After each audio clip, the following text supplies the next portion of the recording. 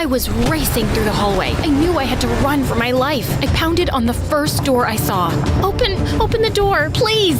Hey, who are you? What do you want? He's after me. What? Who? Help me! No, don't go outside! Okay, hold on. Let's get some context here. I'm Luna, and I was born in a small town in Switzerland. Before we go any further, like and subscribe to hear my story. Thank you! It took my mom hours to give birth to me. So much so that doctors and nurses figured it would be okay to take a lunch break since they'd be there forever. Maybe it's cause I was scared with everyone there, but as soon as the room was empty and my dad took a bite of a sandwich, I decided to come through. My mom gave birth to me pretty much by herself. What a hero. We should name her Heidi. Really? The most ridiculous Swiss name you could think of? We might as well have named her Cheese Fondue or Swiss Army Knife. After arguing over it, they agreed on Luna. Luna means moon in Italian. It's no wonder that I grew up to be a dreamer. When my parents split, I was a little upset. Pack your suitcase. We're leaving. In order to keep me from destroying our house, Mom decided to take me on a trip and explore the world. Life was amazing. Why don't we travel the world for the rest of our lives? Mom was skeptical. I just graduated high school. It's the perfect time to take a break. And how will we afford that if I don't work? Ugh, see, the Lunas of this world, the dreamers, we aren't made for sitting in classrooms for hours. So we're not gonna travel the world? I'm not saying we won't. I'm saying I won't. And with that, she just gave me a wink that could have meant two things. Either she was giving me the green light to go on this trip alone, or she had something in her eye. Either way, I was left feeling confused and a little nervous. I had never traveled without her before. I mean, she was the one who packed my bags and reminded me to put on clean undies. But there was no turning back now. I ran out of things to break in the house, and Mom was starting to look at me like a caged animal. I needed to get out of there before I started gnawing on the furniture. When I told my mom I planned to go to Australia, she looked at me like I had announced I was joining the circus. Australia? That's on the other side of the world. Yes, because I got the best deal. I used my student card to get the cheapest package to Australia during peak season, and there were no other countries available, so I had to act fast since there was only one spot left. Do you know how big the spiders are in Australia? Of course I knew, but I had refused to Google anything about Australia out of fear I'd get too afraid to go. I had to do this. It was now or never. Obviously, she wasn't thrilled, but I went to grab my suitcase from the attic, feeling excited for my trip until I saw a spider. It wasn't a horror movie spider, just a tiny one that I could easily crush with a tissue, but my phobia of spiders caused me to panic, and that tiny one looked like a giant 8-legged beast. I wanted to scream and run, but my legs were frozen in place. I swear, I could hear the Jaws theme playing in my head as I slowly reached for the door, trying not to alert the spider that I was there. I managed to shut the door without letting out a scream, but as soon as I was back downstairs, all hell broke loose. I started hyperventilating, my arms flailing around like some sort of demented windmill. The next day, Mom dropped me at the airport. I'm gonna miss you. You can still change your mind and come with me. You know I can't. The trip to Sydney took forever, like at least 40 hours. I was daydreaming about my future. What if I fell in love with a handsome, sun-tanned Australian? What if the universe had this planned for me all along? As I made my way toward the airport exit, I realized I had no idea where my ride was supposed to pick me up. Frantically checking my phone, I noticed that my battery was almost dead. Luna, Miss Luna? He looked like a driver, but what if he was a stranger trying to trick me? My heart was racing as I hesitantly made my way towards him. As I got closer, I realized he was indeed my ride. I let out a sigh of relief, but it was short-lived. As soon as we got into the car, the driver started blasting music that was way too loud. I tried to ask him to turn it down, but he couldn't hear me over the noise. Just when I thought things couldn't get any worse, I realized I'd forgotten to convert my currency. How was I supposed to pay for anything without any Australian dollars? I started to panic when we pulled up to my apartment. As I made my way out of the car, I heard a loud crash behind me. Turning around, I saw that my massive suitcase had fallen out of the trunk and was now spilling its contents all over the pavement. Oh no, let me help you. Here, let me get that for you. Don't worry about it. This ride is on me. He drove away, and I was stunned by how nice Australians were. As I reached for my wallet to check my funds, I realized with horror that it was missing. That sneaky driver must have swiped it while I was distracted by the chaos chaos of my spilled suitcase. I couldn't believe it. I had just been robbed by the same guy who pretended to help me. I had only a little food left and chump change in my bag. I had to find my thief immediately, or I would starve. That day had been a total dumpster fire, but then I saw something that caught my eye outside my apartment window. There was the driver, standing by the beach with a surfboard. I immediately ran downstairs and headed towards the beach. I looked around frantically, trying to spot my driver. After a few moments, I saw him in the water riding a wave. Without a second thought, I decided to steal a surfboard and join him in the water. As I made my way into the ocean, ready to catch my thief, wham! What the heck just happened? Is she okay? That must have hurt. As I opened my eyes, I saw a bunch of people surrounding me.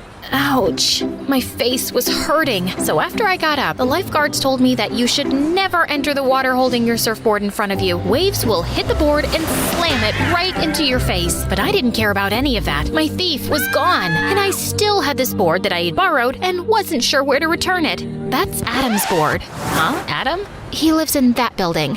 The girl was pointing at my apartment complex. Great. I grabbed the surfboard and headed back to my building. I mentioned that my apartment was located on the 40th floor. The surfboard didn't even fit in the elevator, so I walked up 40 floors with the heavy board to make it back home. The next day, I woke up sore, but ready to find my thief and, well, give this Adam guy his surfboard back. I grabbed the board and headed for the elevator. I wasn't going near those stairs again. The surfboard would most certainly survive the fall, right? I shoved the board through the window and let it fall. I mean, who was gonna notice? Ouch! I scanned the beach like a hawk trying to spot my thief, but I couldn't see beyond the waves. I needed to get everyone out of the water to identify the culprit. Shark! Shark!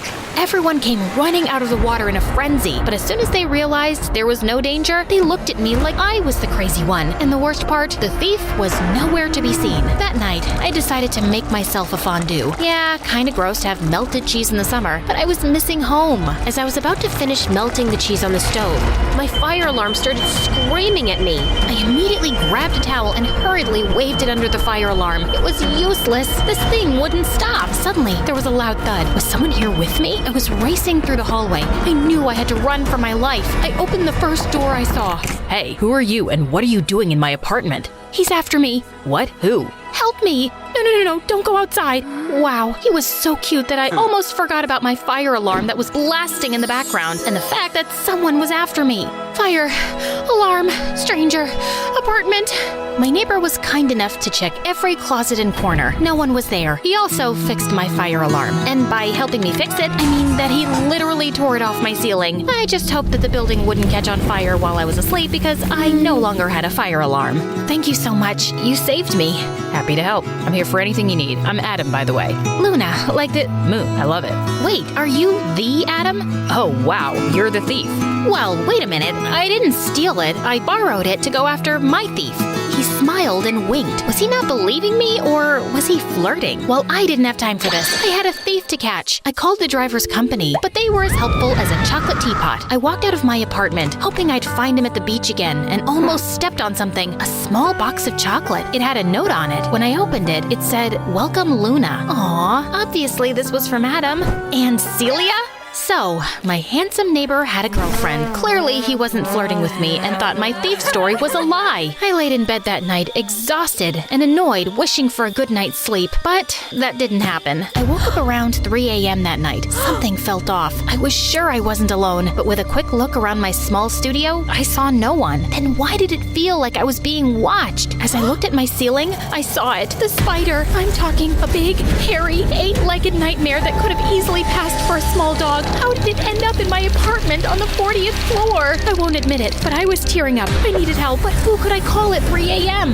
Mom. With the time difference, it was daytime for her. I immediately FaceTimed her. Hey, honey. Mom, there's a monster in my apartment. As I looked up at my ceiling, it was gone. Without thinking for a second, I jumped up and looked around. Where was it? Was I dreaming? Are you okay, honey? Mom, there's a huge spider. Remember what I always tell you. The spider is probably more afraid of you than you are of it.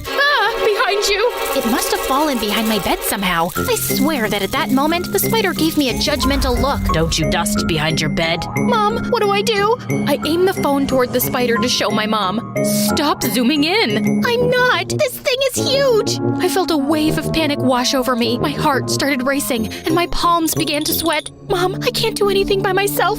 I'm useless alone. Someone stole my wallet, and now there's a huge spider, and I can't achieve anything without you. That's not true, Luna. When Dad left, I thought I was never going to be able to do anything alone, but I was able to. I survived. You can make it through anything. And just then, the screen went black. My phone died at the worst time. The spider was still there, and I was alone. I grabbed the nearest object I could find, which happened to be a travel guide. But as I raised it up to strike the spider, I started to have second thoughts. What if I missed and it crawled on me? Or worse, what if I missed and it called for all its spider friends to come and get me? There was no one to save me. I considered calling the police, but I was afraid they'd lock me up for disturbing them over a spider. I stood still watching the spider. It was looking back at me like we were in some Western movie scene. Eventually, I made a move toward it, hoping I could scare it away, but it wasn't scared. It lifted its legs, ready to attack. Okay, the spider wasn't going anywhere, so I did what anyone would have done. I slept on my doormat. A few hours later, I was woken up by my neighbor Adam. Luna, what are you doing? Spider, huge. Oh, you must have met a huntsman spider. They're great. They eat mosquitoes. Mosquitoes? I'm surprised this thing doesn't eat cows. It's huge. Adam was laughing. He helped me up and looked me in my eyes. You could have knocked at my door. So I wasn't wrong. He was hitting on me. I didn't want to wake up your girlfriend. My girlfriend? Oh, Celia? That's my sister and current roommate. Oh, and just then, he pulled out my wallet from his back pocket. How?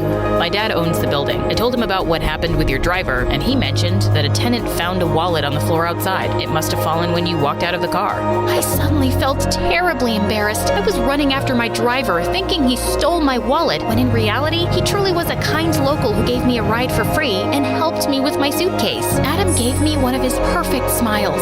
Want to go surfing? As the universe was handing me my wallet back and a handsome Australian, I felt compelled to decline. I think I'm good. I'm gonna pack my stuff and go home. He was surprised, but nodded respectfully. I packed in record speed to avoid another encounter with Dracula Spider and headed for the airport. As much as I appreciated Adam's gesture of returning my wallet, going surfing with him sounded like a disaster waiting to happen. I mean, the guy lived in his dad's building. Talk about dependent behavior. It was like looking in a mirror and realizing I needed to stop relying on my mom so much. The truth is that ever since Dad left, I was running away from my problems by traveling. But if I ever wanted to grow up to be an independent adult, I needed to confront my fears head on, even if it meant facing spiders the size of cars. For the first time in my life, I felt like I was able to weave my way out of this tangled web of fear, and it felt good. I was going back home, and I'm not running away from my problems ever again.